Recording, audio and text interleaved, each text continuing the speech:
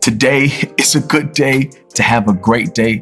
I hope you're ready because this word right here is going to be amazing.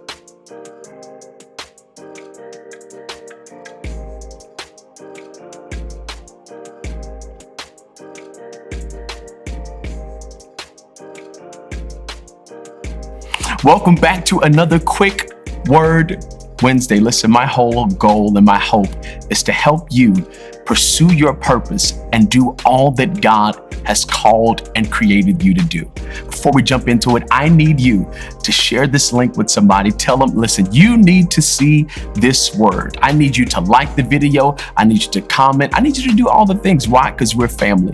And because we're family, I feel it's only right that, we have some family talk. I am, like always, can we just be real? It seems like our life consists of a couple of things. Not for everybody, but for a large majority of us. We pay bills, we go to work, and we're trying to lose weight. Those are some common themes for a lot of us. And especially for me, I pay bills, I go to work, and I'm always trying to lose weight. It's a real thing. And so I'm in the process of losing weight, and I found out that I have this new love for running. I have this new love for jumping on the treadmill and running. And I told my wife a couple of nights ago that I think I'm hitting what's called runner's high. And for those of you who don't know what runner's high is, it's like this second wind, if you will, where when you feel like you're getting tired, your body kicks into another gear and you start to feel this euphoria from running, and everything else kind of just blocks out and you're focused and you're zoned in. And I've hit that point a couple of times on the treadmill, and I've felt like I've had this mental tug of war where normally I would be tired, and so my mind is like, oh, let's stop. But then I'll actually think and say, wait, my body doesn't feel tired. I don't feel like anything is wrong. Let's keep running. And so she was like, yeah, I know what that means, and I know what that feels like. She's like, but I'm not a distance runner. I don't like running long distances. Put me in a sprint and we can make it happen. I just don't like running long distances. And when she started to tell me this, I started to realize that not every race is the same. And because every race isn't the same, you have to prepare differently, and you'll get different effects and outcomes because of different races. And it took me to this passage in Hebrews chapter 12, verse 1. It says this: therefore, since we are surrounded by so great a cloud of witnesses, let us also lay aside every weight and sin which clings so closely, and let us run with endurance the race that is set before us. And this passage really illuminates something about the Christian life and the Christian journey that we don't talk about a lot. And this isn't just something you're doing, but it's a race that you are running. And if you're going to be successful in the race, you have to understand the specific race that is set before you.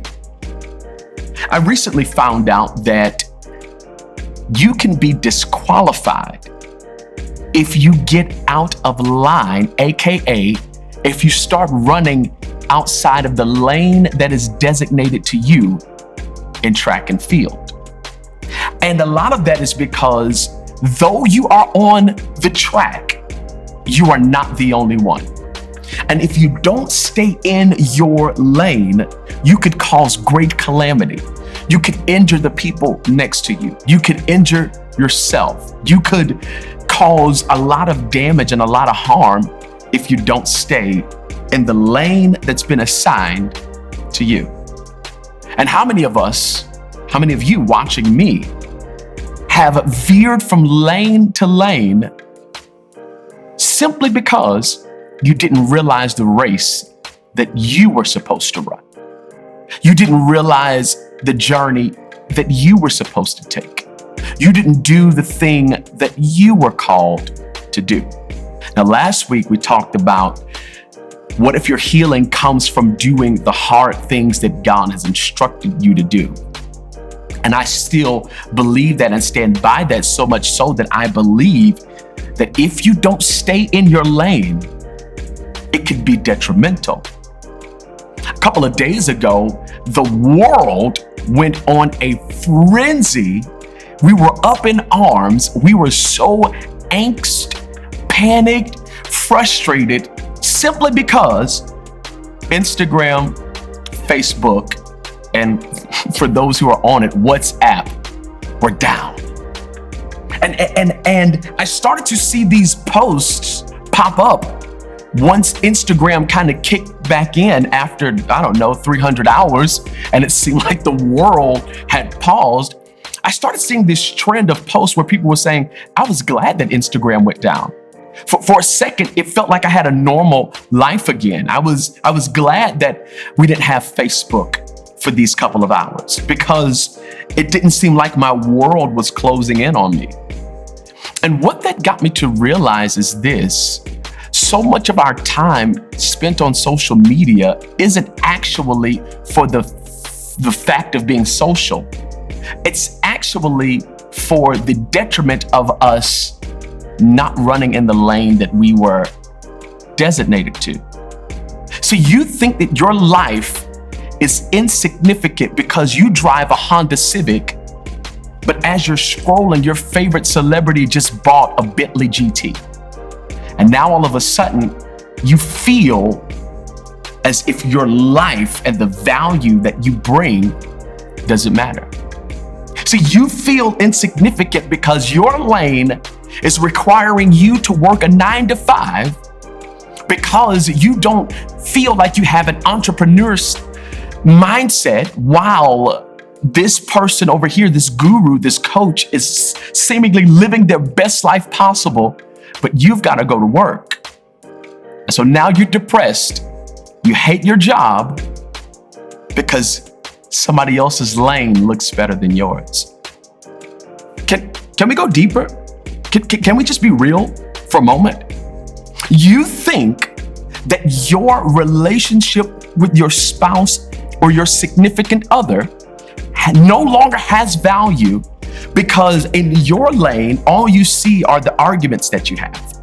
All you see are the issues that your partner brings to you. All you see is the nagging. All you see is the complaining. All you see is the hurt and the trauma and the pain and all the stuff that you look at them with the lens through. That's what your lane has, while this person on Instagram is seemingly having the perfect relationship.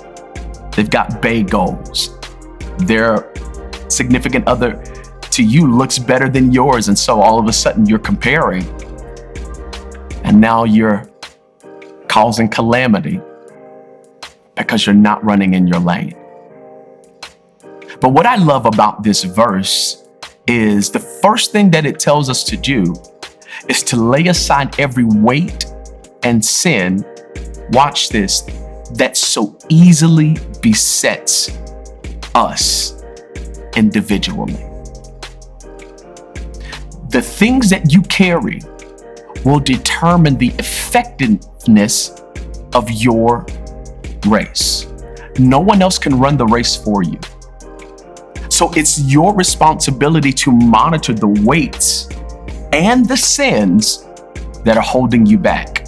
The weights of self-doubt, the weights of carrying other people's burdens, the weights of depression and low self-esteem. Those are weights. The sin of lust, the sin of gluttony, the sin of gossip, the sin of infidelity.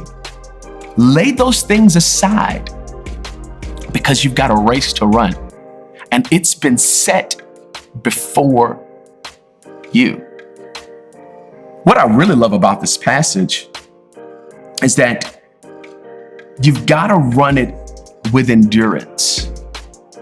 You've got to understand that the battle is not given to the swift or to the strong, but it's to the one that will endure to the end. Why is this significant?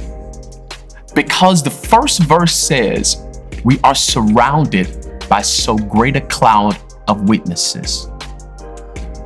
This is beautiful imagery because if you take a step back and kind of close your eyes and look at this picture, it's like all of heaven is looking over the balcony, watching you run your race. And you know what the witnesses are? The witnesses are attesting to you can make it. I've been through this. Keep running. You're gonna get to the other side. Keep pushing.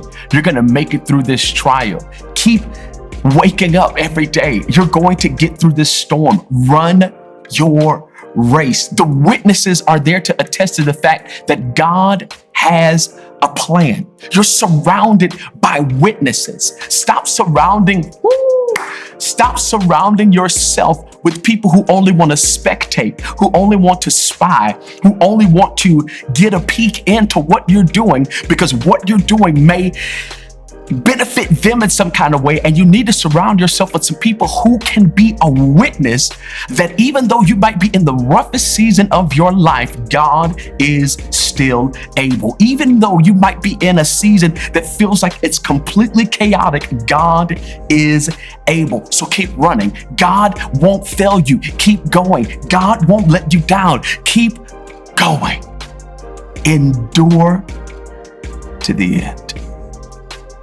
Friends, your race is important because when you finish your race, you then not just become a winner, but you become a witness to tell somebody that what I've been through, you can get through it too. So as you're on social media, be a witness. As you're at your job, be a witness. As you're living your day-to-day life, be a witness. There's 3 phases of a race that your life will go through. In your early days, your life is going to be a sprint. In your middle years, your life is going to be a marathon. And as you're getting older, once you slow down a little bit, you can't sprint, you can't run long distances.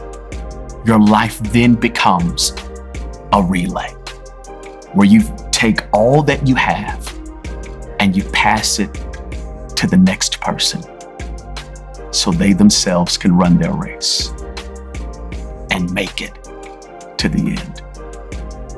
Friends, I love you. I'm praying for and with you. Listen, share this video if it impacted your life in any way. Like it, comment on it. Let's have a conversation down in the comment section of what you think your race in life is. And I'll see you in the next one.